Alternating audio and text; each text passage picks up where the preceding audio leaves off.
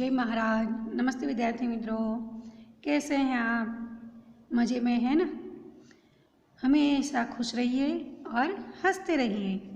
आज हम इकाई 3 जरा मुस्कुराइए का अभ्यास करेंगे। मुस्कुराइए यानी हंसिए, थोड़ा हंसिए। मित्रों, जीवन में हास्य का बहुत ही महत्व है। हास्य जीवन के दुख को भुलाकर नई उमंग भर देता है। हंसने से हमारा स्वास्थ्य अच्छा रहता है। मित्रों, हमें दिन में एक बार खुलकर हंसना चाहिए। हंसने से क्या होता है? तो हंसने से हमारा स्वास्थ्य, हमारी तंदुरुस्ती बढ़ती है।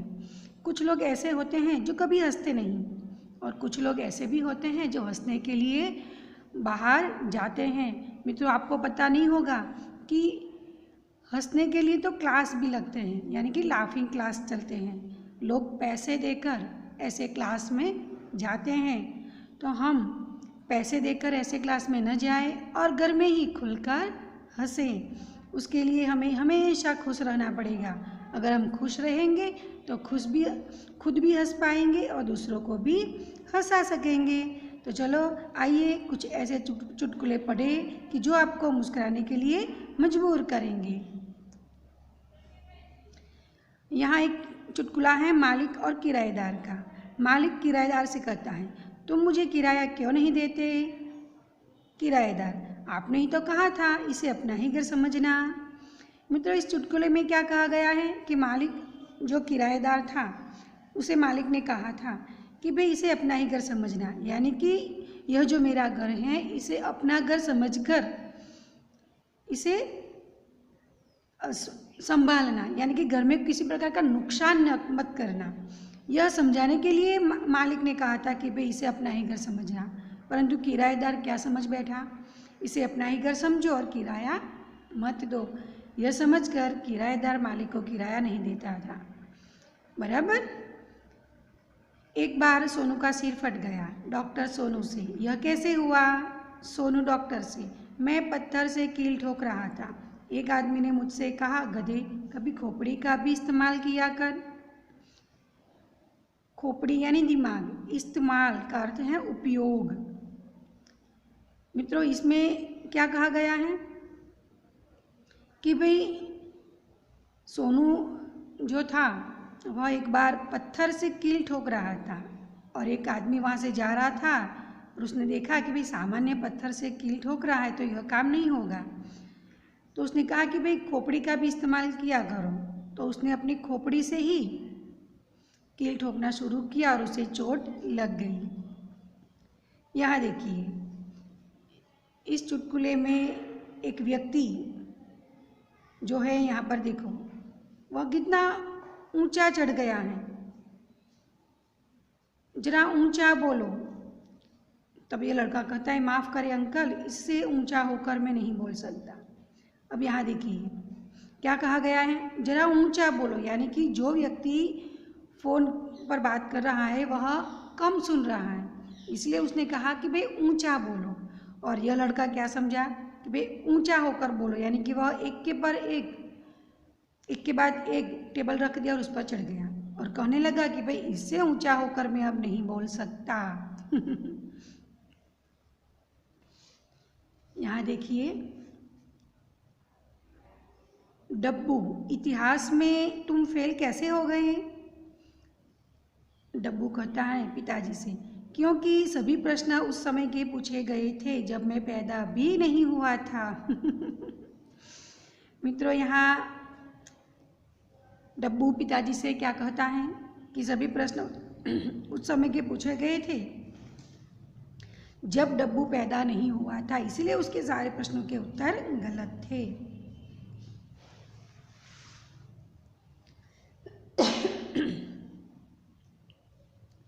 यहाँ देखिए, बहुत ही सुंदर चुटकुला है। मुन्ना और पिताजी का संवाद है। पापा, मुन्ना कहता है, पापा कल मैंने रात के 1:30 बजे तक पढ़ाई की। पिताजी, शाबाश बेटे, लेकिन रात को 11 बजे के बाद तो सारे मोहल्ले की लाइट चली गई थी। मुन्ना, सच?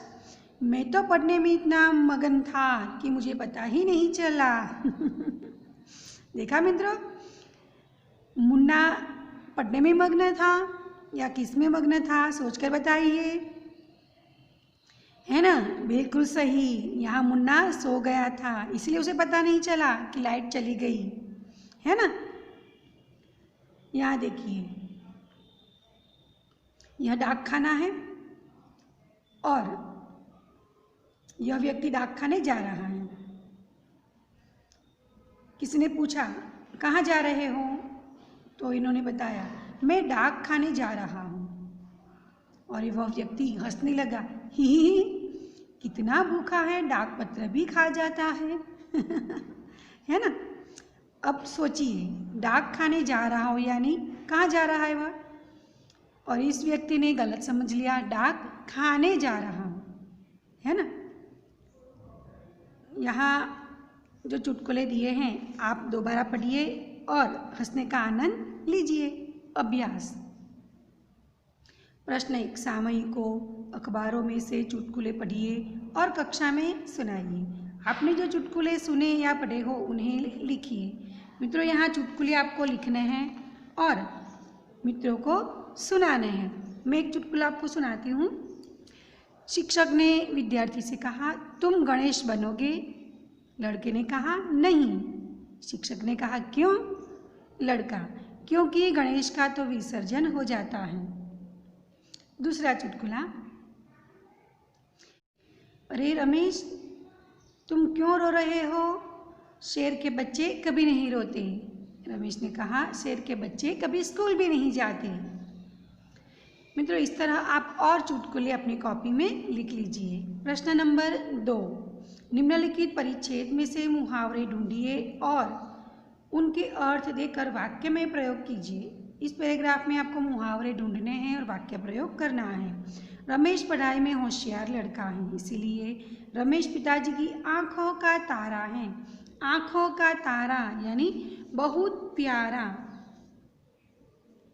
आंखों का तारा, उसका अर्थ है बहुत प्यारा होना। यहाँ देखिए,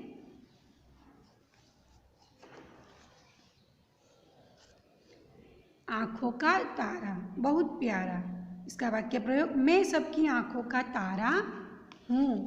इस प्रकार आपको वाक्य प्रयोग करना है, मैं सबकी आंखों का तारा हूँ। आगे पढ़े। इस साल रमेश ने कमर कस के परीक्षा की तैयारी की। कमर कस के या कमर कसना, कमर कसना यानी अच्छी तरह से तैयारी करना। मैंने कमर कस के परीक्षा की तैयारी की। आगे देखें हम मुहावरे।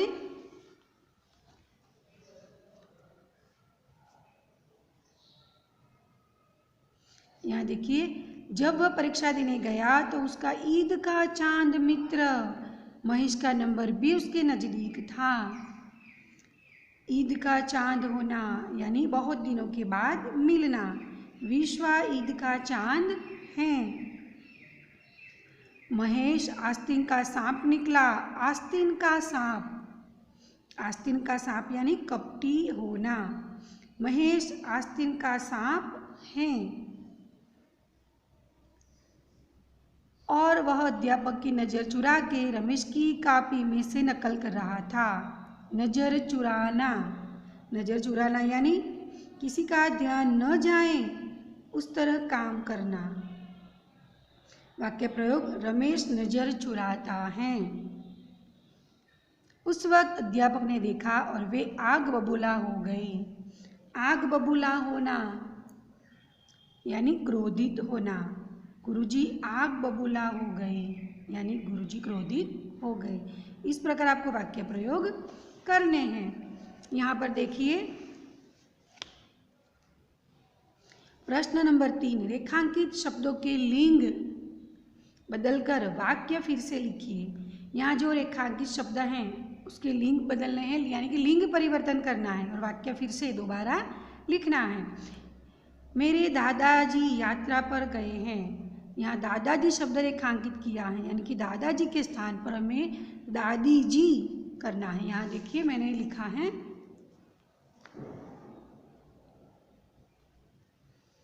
मेरे दादाजी यात्रा पर गए हैं। जो रेखांकित शब्द है उसका लिंग परिवर्तन दादी जी, यानी कि मेरी दादी जी यात्रा पर गई हैं। पूरा वाक्य लिंग परिवर्तन हो गया। एक आदमी ने मुझसे कहा, एक औरत ने मुझसे कहा, आदमी के स्थान पर औरत हो गया, यानी कि लिंग परिवर्तन मैंने कर दिया। लेखक कहानी लिख रहा है, लेखिका कहानी लिख रही है। लेखक के स्थान पर लेखिका, यानी कि लेखक शब्द का लिंग परिवर्तन होता है लेखिका। मेरी मालकिन का स्वभाव बहुत अच्छा है। मालकिन से हो गया मालिक। मेरे मालिक का स्वभाव बहुत अच्छा है। बारिश को देखकर मोर नाचने लगा। मोर, मोर शब्द का लिंग परिवर्तन हुआ मोरनी। बारिश को देखकर मोरनी नाचने लगी। जंगल में शेर दहाड़ रहा है। शेर शब्द का लिंग परिवर्तन हुआ शेरनी। जंगल में शेरनी दहाड़ रही है। यहाँ देखिए, सेठ दुकान में बैठे हैं। सेठ शब्द का लिंग परिवर्तन होता है सेठानी। सेठानी दुकान में बैठी हैं। अध्यापक पढ़ रहे हैं। अध्यापक शब्द का लिंग परिवर्तन होता है अध्यापिका। अध्यापिका पढ़ रही है। इस प्रकार आप वाक्य में अच्छी तरह से लिंग परिवर्तन करके लिखिए। यहाँ देखिए, पंडित रामायण सुनाने लगे, यानी कि पंडिताइन रामायण सुनाने लगी। पंडित शब्द का लिंग परिवर्तन हुआ पंडिताइन। अंतिम वाक्य है, लड़का दुकान के पास खड़ा है या लड़की दुकान के पास खड़ी है। लड़का शब्द का लिंग परिवर्तन हुआ लड़की। इस प्रकार हमें सभी वाक्यों का लिंग परिवर्तन करना है। यहाँ देखिए,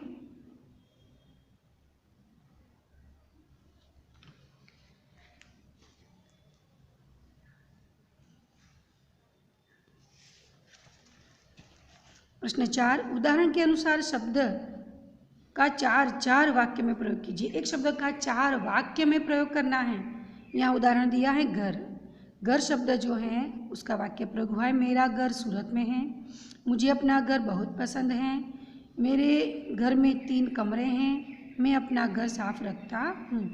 चारों वाक्य घर पर बनाए गए हैं। इसी प्रकार यहाँ जो शब्द दिए गए हैं उसका भी हमें 4 वाक्य में प्रयोग करना है। देखो यहाँ पर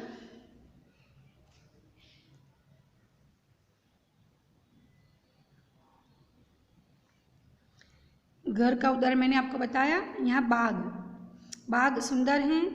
बाग में सुंदर सुंदर फूल हैं। बाग बड़ा है। बाग में 2 पेड़ हैं। इस प्रकार बाग शब्द का हमने वाक्य प्रयोग किया।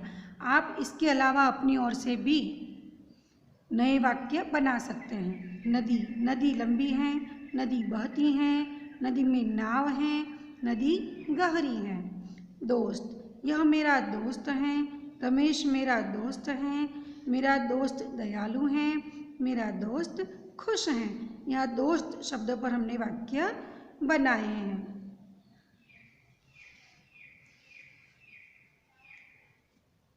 पसंद, मुझे खेलना पसंद है। मुझे फिल्म देखना पसंद है। मुझे दौड़ना पसंद है। मुझे सफाई पसंद है। पसंद शब्द पर हमने वाक्य यहाँ पर बनाए हैं। कहानी, कौवा और लोमड़ी सुंदर कहानी है। मुझे कहानी पसंद है। दादी कहानी पसंद है। रोहन कहानी सुन रहा है। इस प्रकार हमें वाक्य बनाने हैं। आप इसके अलावा अपने तरीके से भी वाक्य प्रयोग कर सकते हैं, नए नए वाक्य बना सकते हैं। प्रश्न 5, कहावतों के अर्थ दिए गए हैं। कक्षा में उदाहरण देकर चर्चा कीजिए। यहाँ जो कहावतें दी गई हैं उसका हमें वाक्य प्रयोग करना है। यहाँ देखिए, अक्ल बड़ी या भैंस, तो उसका अर्थ है कि शरीर बड़ा होने की अपेक्षा अक्ल बड़ी होती है। मित्रों, हमने देखा है कि भैंस बहुत बड़ी होती है ना, परंतु भैंस के आगे हमारी अक्ल कैसी है, बड़ी है या छोटी? तो चलो उदाहरण देखें। भैंस का शरीर बड़ा होता है। मनुष्य के शरीर के अंदर दिमाग छोटा सा है। परंतु छोटा होने के बावजूद भी वह बड़े बड़े विचार कर सकता है। इसलिए शरीर की अपेक्षा अक्ल बड़ी होती है ना। अक्ल छोटी सी दिमाग में रहती है, परंतु अक्ल से हम बड़े बड़े कार्य कर सकते हैं, है ना। और यहाँ जो भैंस का उदाहरण दिया है ना, हम इस भैंस को भी काबू कर सकते हैं अक्ल से, बराबर। इसलिए अक्ल बड़ी या भैंस, तो शरीर बड़ा होने की अपेक्षा अक्ल बड़ी होती है। नंबर 2, आसमान से गिरा खजूर में अटका, यानी कि एक के बाद एक विपत्ति में फंसना। एक तो घर से निकलने में देरी हो गई थी, आगे ट्रैफिक था और बीच में साइकिल पंचर हो गई। इसका मतलब है कि आसमान से गिरा खजूर में अटका, यानी कि एक के बाद एक विपत्ति में फंसते जाना। आए थे हरिभजन को ओटन लगे कपास, यानी कि अच्छा काम छोड़कर महत्वहीन कार्य में जुड़ जाना। मित्रों, इस यहाँ पर उदाहरण दिया गया है कि छात्रावास में तुम्हें इसलिए भेजा था कि परीक्षा में प्रथम आ सको, पर तुमने तो यहाँ रहकर भी बेकार की बातों में समय बर्बाद करना शुरू कर दिया। यह तो वही बात हुई, आए थे हरिभजन को ओटन लगे कपास, यानी कि अच्छा काम करने के लिए आए थे और बुरे कार्य में जुड़ गए। मित्रों, हमें इस तरह का कार्य नहीं करना चाहिए। जिस काम के लिए हम गए हो वह कार्य पूर्ण करना चाहिए। जो गरजते हैं वो बरसते नहीं, यानी कि जो डिंग मारते हैं वे काम नहीं करते, यानी कि बड़ी बड़ी बातें करने वाले सिर्फ बातें ही करते रहते हैं परंतु काम कुछ भी नहीं करते। कमल ने इस बार 100 मीटर की दौड़ में प्रथम स्थान प्राप्त करने का दावा किया था। वह प्रथम तो क्या, तृतीय भी न आ सका, है ना। कमल ने कहा था कि मैं 100 मीटर दौड़ में प्रथम आ जाऊंगा, परंतु कमल प्रथम तो क्या, तृतीय भी नहीं आया। यह तो वही बात हुई, जो गरजते हैं सो बरसते नहीं। जैसी करनी वैसी भरनी, जो जैसा करते हैं उसे उसी के अनुसार फल भुगतना पड़ता है। मित्रों, रमेश ने पूरे साल मेहनत नहीं की, पूरे साल मेहनत नहीं की तो वह उत्तीर्ण कैसे हो सकता है ना। वह सोचता है कि भाई मैं बिना मेहनत के ही पास हो जाऊं, तो यह तो नहीं हो सकता, क्योंकि जैसी करनी वैसी भरनी, कार्य के अनुसार ही फल मिलता है। मित्रों, पूरा स्वाध्याय अभ्यास आप अच्छी तरह से अपनी कॉपी में कर लीजिए। यहाँ देखिए योग्यता विस्तार दिया गया है। यहाँ एक प्रश्न है कि ठहाका मारकर हंसो और 100 साल जियो, कैसे, है ना। यह प्रश्न होता है हमें कि ठहाका मारकर हंसे और 100 साल जिए, यह कैसे हो सकता है। तो मित्रों, हंसने के कई तरीके होते हैं। कोई व्यक्ति हंसता है पर पता भी नहीं चलता कि वह किस तरह हंसता है ना। सिर्फ थोड़े से उसके होंठ खुलते हैं, परंतु ठहाका मारकर हंसना यानी कि हंसने की जोर जोर से आवाज़ आना, है ना। चलो हंसिए तो, किस तरह आप हंसते हैं हंसते हैं ना, बिल्कुल सही, इसे कहते हैं ठहाका मारकर हंसना। मित्रों, ठहाका मारकर हंसना यानी जोर जोर से हंसना, क्योंकि हंसने से हमारा स्वास्थ्य अच्छा रहता है और बीमारियों से दूर रहा जा सकता है। अगर बीमारियां नहीं होगी तो हम 100 साल जिएंगे, सही बात है ना। इस प्रकार ठहाका मारकर हंसो और 100 साल जियो। और नए नए चुटकुले अपनी कॉपी में आप लिखिए। मित्रों, एक दोस्त ने दूसरे दोस्त से प्रश्न पूछा कि भाई तुम बताओ कि जो बच्चा अफ्रीका में जन्म लेता है उसके दांत कैसे होते हैं। तो दूसरे दोस्त ने कहा कि भाई बुद्धू, जब अफ्रीका में बच्चा जन्म लेता है तो उसके दांत ही नहीं होते, है ना। इस प्रकार आप भी नए नए चुटकुले खोजिए और अपनी कॉपी में लिखिए। जय महाराज।